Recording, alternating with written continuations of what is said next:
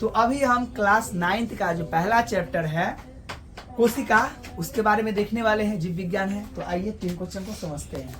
तो पहला क्वेश्चन है कोशिका क्या है। तो कोशिका जीवन की सबसे छोटी इकाई है जो जीवन के सभी कार्यों को संपन्न करती है।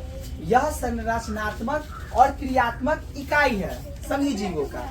तो ये रहा पहला क्वेश्चन। और फिर हम दूसरा क्वेश्चन क्या है कि प्रोकैरियोटिक और यूकैरियोटिक कोशिका में क्या अंतर है। यहाँ पे मेरे पास 2 प्रकार की कोशिका है, एक का नाम है प्रोकैरियोटिक और दूसरे का नाम है यूकैरियोटिक। तो देखिए एक बात बताते हैं, अगर राम है और श्याम है तो जिस प्रकार से 2 हो गया कोशिका अलग अलग, इंसान हो गया राम और श्याम, उसी प्रकार से दो तरह का कोशिका क्या है, प्रोकैरियोटिक और यूकैरियोटिक। दोनों में क्या बताना है, अंतर। तो यहाँ पे देखो हम आधार लिखे हैं, अब कंफ्यूज मत होना। जैसे राम और श्याम में अगर हमको अंतर डिफाइन करना है तो अगर हम बोलेंगे ना कि उम्र के आधार पे, कि उम्र के आधार पे इसका 10 साल तो इसका 15 साल, उसका दूसरा हो सकता है पढ़ाई के आधार पे, ये पढ़ा लिखा ये नहीं पढ़ा लिखा।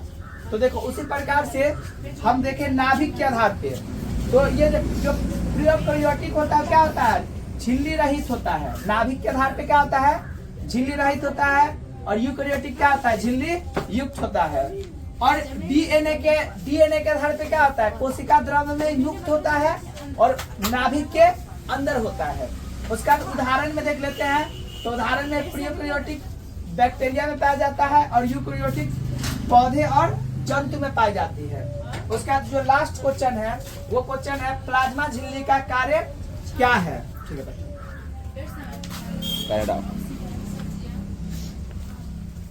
प्लाज्मा झिल्ली कोशिका को उसकी बाहरी सीमाओं से घेरती है।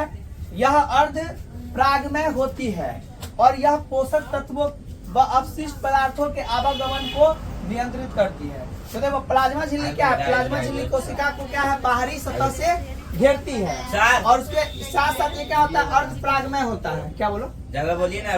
ठीक जगह बना देते हैं। मनीषा अर्ध परागमय होती है और ये क्या करता है, प्लाज्मा झिल्ली पोषक तत्वों को आवागमन में काम करती है। तो आई होप ये 3 क्वेश्चन समझ में आया होगा। तो फिर आगे का क्वेश्चन हम लेकर के आएंगे। तब तक के लिए चैनल को सब्सक्राइब करो।